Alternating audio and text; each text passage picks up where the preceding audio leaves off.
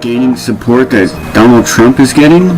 I just, you know what, I mean, mate, you know, I'm English, right? So I think my first feelings about Donald Trump are, what the fuck, America? Like, what the fuck?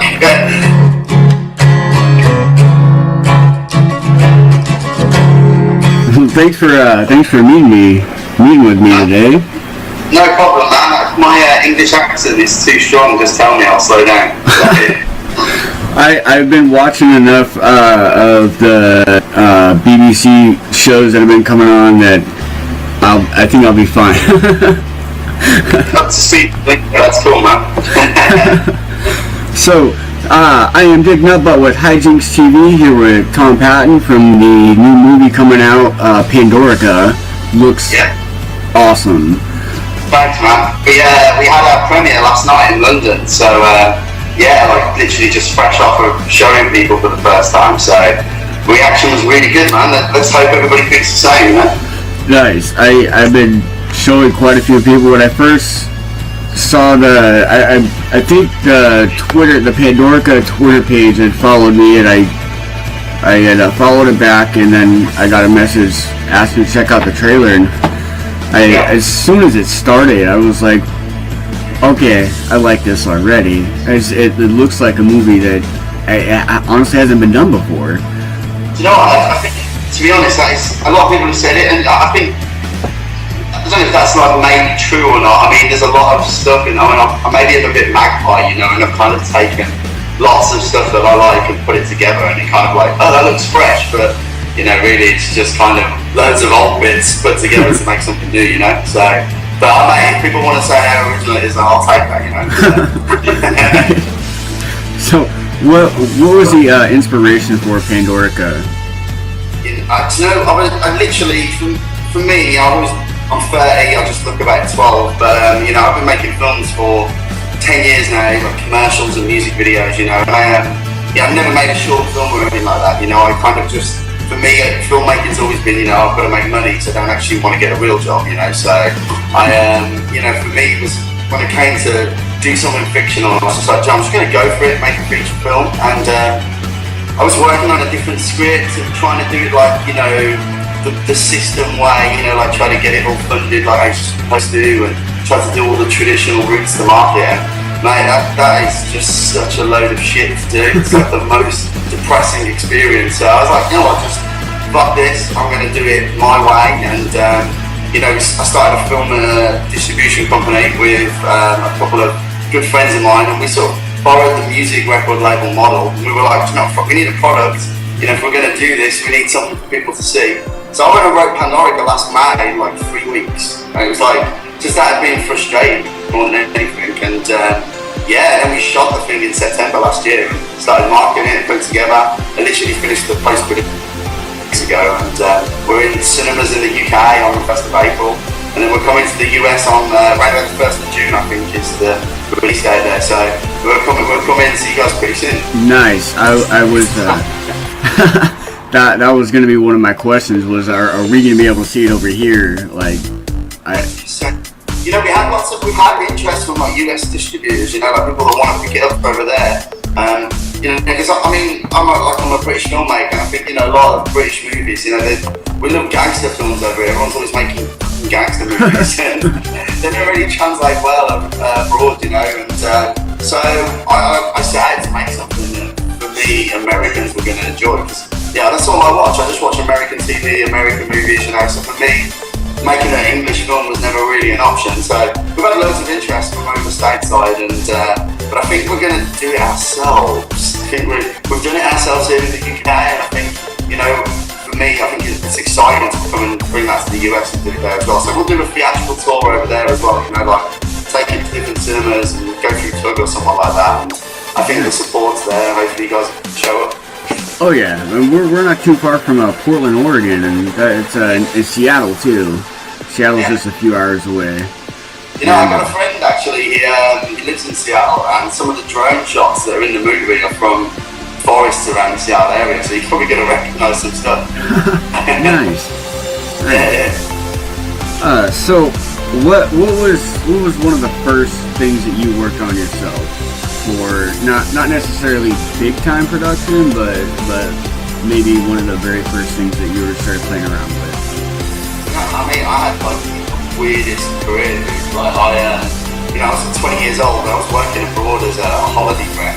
Like in England, we have this thing called 18 to 30, where people 18 to 30 go away just to party. And I was like a rep over there, making sure people had a good party, basically. And I had this idea where I was going to do film for a living, and started a business with the girl that's now my wife.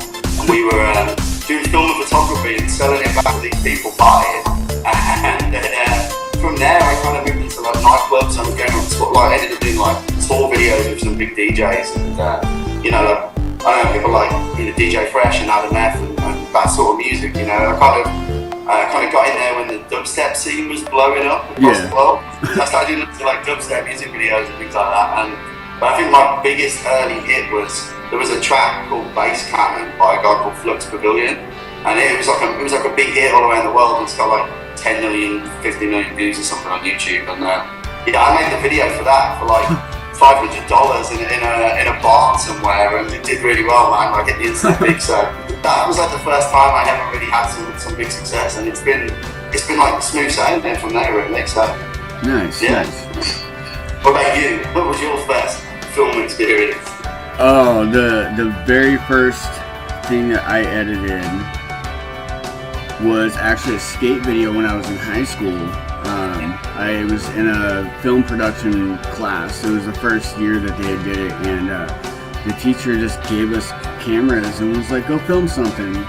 And we went on spring break, and I came down to the coast, and me and my brother, we went and climbed up on top of the high school and filmed some skate footage up there. And I got a really cool shot of my leg actually bending in half and my foot hitting my hip.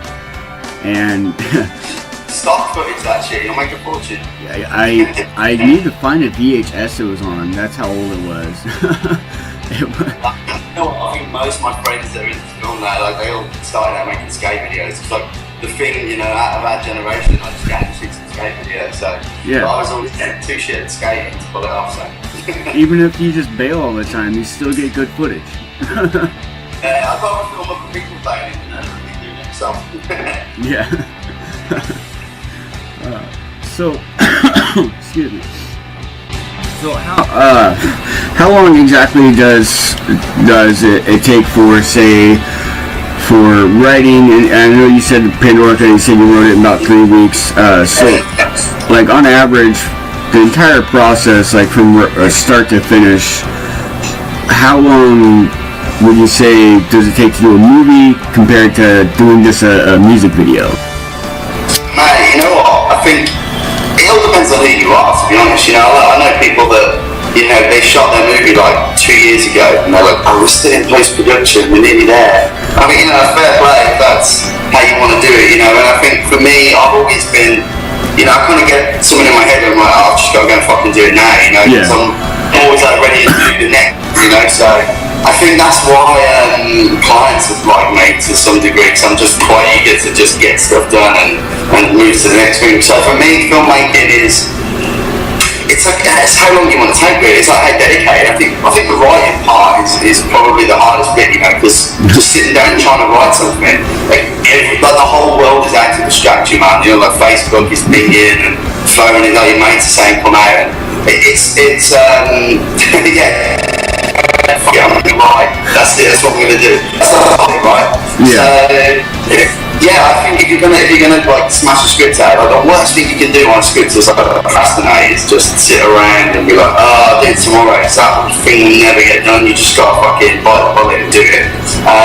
So for me, it's always been a quick process, because I kind of just, I'm in my office at the moment where we do all our editing, and it's just like the back cave. There's no windows. It's like pitch black in here if I want to review films and stuff. So I just lock the door and write, and and don't leave until it's done. Basically, it's why I'm so pale. So I never go in the sun. But then shooting the thing again, it all comes down to what have you written? If you've made a film, if you've written a film that needs $2 to $10 million, that's going to take a long time. I think with Pandorica, I think we made a film that looks like it cost $2 to $10 million, but it's nowhere near. It's like You know, we had like Tom Cruise's catering budget for the whole movie. But that's because, you know, I'm trying to use my brain when I'm writing, and I'm only writing things and it's like, okay, I know what piece of technology we can use there, and I know how we're going to make that look cool. And, you know, there's loads of like tech tricks really to get around the lack of budget. So, you know, I think again, it's, you know, if you're going to be the right director, like write something that's not going to take 5 years to get the money for, because what's the fucking point, man? Like, everybody's got an iPhone now, everybody's got, you know, iMovie, if that's what you've got, you know. Yeah. There's not an excuse to not go out and shoot something. In my opinion, you know, if you are, the best way to get someone to give you money to make a script is go and make something else, and then say, hey, look how fucking cool that was for nothing, so now give me some money and I'll go some more. But people don't do that. They sit around for years, they wait for Hollywood to come forward, and it doesn't work like that, I don't think. So, yeah. How long does it take to make a film? Just get off your arse and go and do it. That's it. Great answer. Well, you gotta do something, right? You gotta do something. Like, you know, it's just one big walk to the grave. You know, you gotta fill it with something. You might as well go and make films if that's what you want to do. So. Exactly. That's like we've got over 100 videos up on our YouTube, and we just started in like December. And so we're looking. Guys that go in.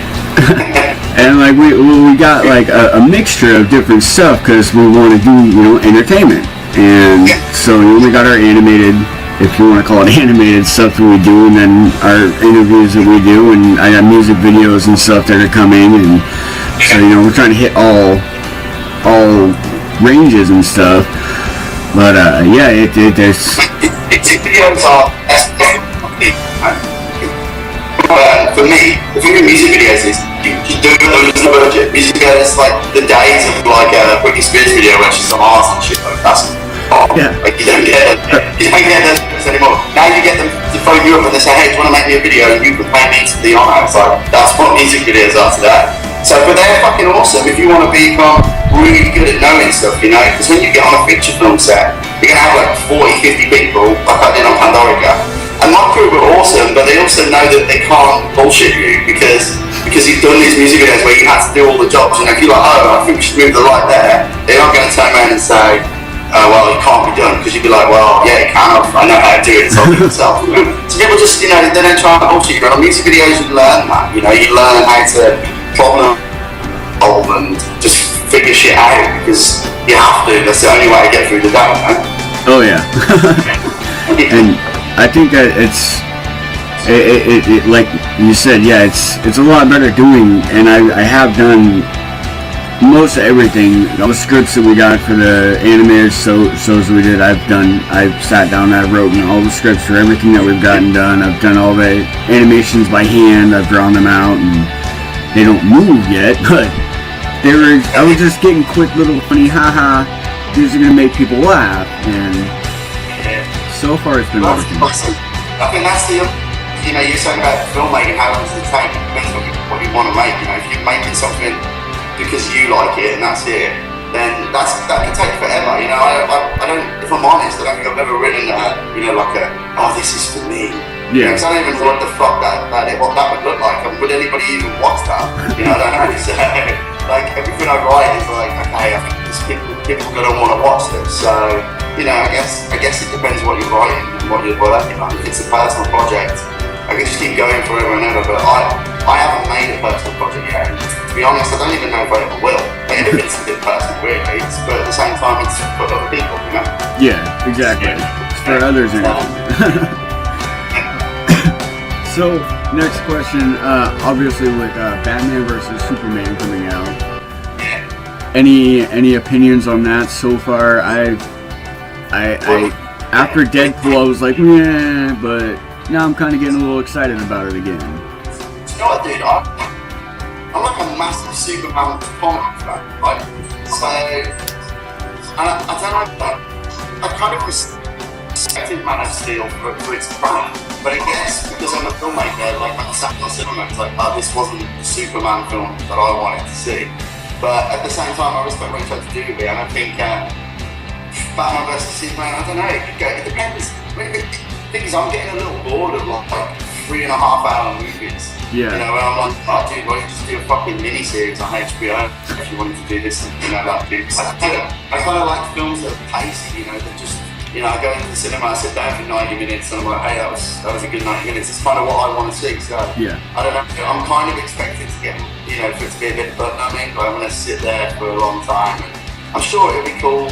I think I'm expecting the first half to be better than the second half. I think when Batman is on Superman, that's going to be good. And then they're going to bring Doomsday in, and I don't know what happens then. Maybe it's cool, maybe it's not. We'll find out in like a week or something, right? Right. I think it's on the 25th now. Yeah. Yeah, 15 days. Something like that. I don't know. The Civil War trailer, kind of checked it out. I just saw that one. I thought there was gonna be more Spider-Man in it though. Like one shot, but hey, I mean, to be fair, though, cool. It's like that's fucking Spider-Man with Iron Man. Okay, cool. Yeah. I thought the costume was a really good costume, rather than. I mean, it was cool what they did with the new ones, but this one, and the way the eyes are moving too, they made it look classic, but they gave it a new look. So. Yeah. I mean, I was worried about that whole hoodie thing. Rumor was going around. It's going to be Spider-Man in a hoodie. Yeah. Marvel delivers, man. So it's cool. Oh yeah. So, are there what? Sorry, I'm starting to stutter here. What was your inspiration for getting into doing films? You said you started when you were about 20. So what? I mean, do you know what? Like, listen, I kind of, when I was like, I don't know, 8 or something, I saw Jurassic Park in the cinema. First of all, I thought I wanted to be an archaeologist, but then I realised that's not for me. And I was like, maybe I'll make films instead. So I think from about the age of like 15, I knew I wanted to be a filmmaker. You know, like for me, it was, I'm going to do that at some point. But you know, like life takes like weird turns. I ended up like leaving England and living around Europe for a few years and doing random jobs and stuff like that. So yeah, for me it was a bit like joining the party late. Like all my friends that were into film, they went off and studied, and you know, they were in uni till like 23, 24, but I like just started a film company, man. Like when I started T-Pack Productions, the business I didn't even own a camera. I just blanked it. I was like, hey, yeah, I can make films for you. And when I got the contract, my first job, I had to go to the shop and buy a camera like 10 minutes later, just so I could do the job. So yeah, I kind of learned trial by fire. Just like for me, I went to the school of YouTube, man. You know, like that's everything I know about filmmaking. You know, I just studied YouTube hard, like every tutorial, stuff like Filmwriter and you know, Video Copilot, people like that. You know, I just studied hard on my own time to get good at everything, really, like camera operating, visual effects, editing.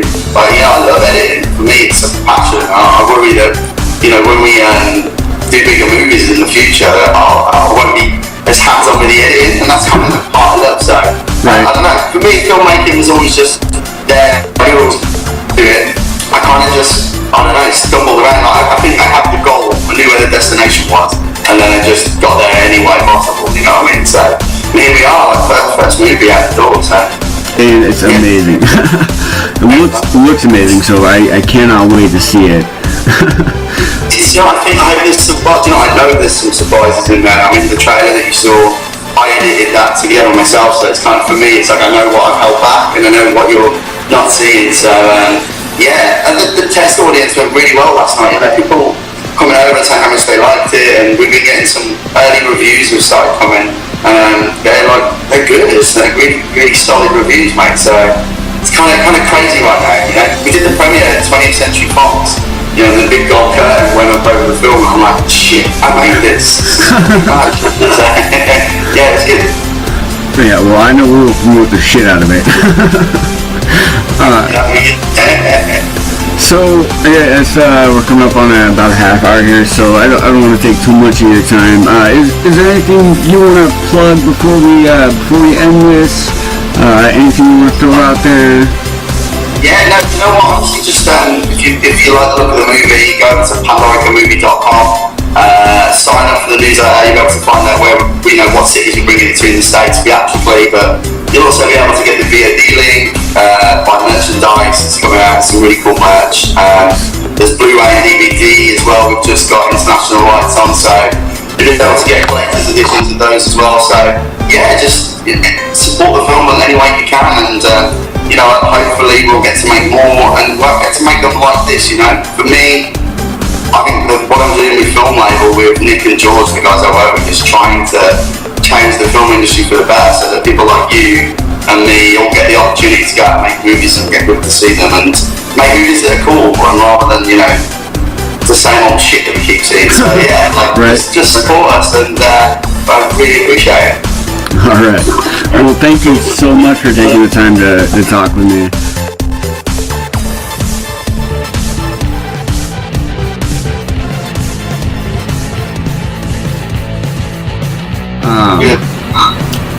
One last question. This one's kind of a serious one. I don't know if you have wasted any of your day any of the political crap that's been going on here in the States, but That's good. any feelings about the gaining support that Donald Trump is getting? I just, you know what I mean, mate? You know, I'm English, right? So I think my first feelings about Donald Trump are, what the fuck, America? Like, what the fuck? Like, right. I mean, don't get me wrong, our Prime Minister is not exactly, you know, someone to look up to, but fuck Donald Trump, man, really? I actually had to watch a couple of debates. It was like, what? There's got to be some other reason besides where he talks his mind that other people are listening to him. And so I watched the GOP debates, and he didn't say anything intelligent at all. Yeah, but that's because that's his brand, you know. And he's like, we have a similar guy in the UK called Nigel Farage. He's like a similar kind of politician. He just says shit that's going to get people angry, but he can't back it up with anything, you know. And it's just a bit like Donald Trump, you know. He's saying stuff that, you know, if you're that way inclined, you can be like, finally somebody saying it. But it's you know, really, I mean, you really want to put nuclear weapons in that guy's reach so he can have a red button on his desk, like, really? Yeah. Like, I don't know. I hope America uses his brain. Like, even if you're going to vote Republican, just vote for a different Republican. Right. So anyone but that one, you know? I guarantee he'd probably just be in the office with a camera and be like, look, America, I could do this, and then just hit the button.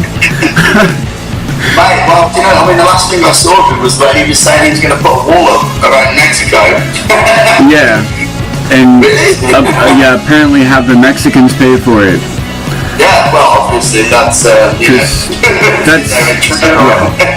that's the obvious. Well, if you're in Mexico, you need a wall to keep Donald Trump out, right? Like, we need to put a wall up for our own good. So. I would laugh my ass off if all of a sudden a big ass wall just came up on the other side of Mexico. Mexico's president was like, yeah, this isn't coming down until Donald Trump's gone. No, I probably shouldn't have said this. If Pandorica's a hit, and I tried to come to the States, and Donald Trump's in Pandorica, so you're going to have a whole list of people that said bad things about him on the internet. That's and then he's going to shut down Hijinks TV. Well, you'll be the first to go. Well, it was a good interview. See what if Donald Trump doesn't get in. All right. Well, thank you again for talking with me, and maybe here in a few months we can do another follow-up interview. And you know what? When we bring it over to the States, we'll try and hook something up, man, and come and do a different kind of interview if you want. We'll go from there, dude. But yeah, awesome. Perfect. Awesome. Cheers. Yeah.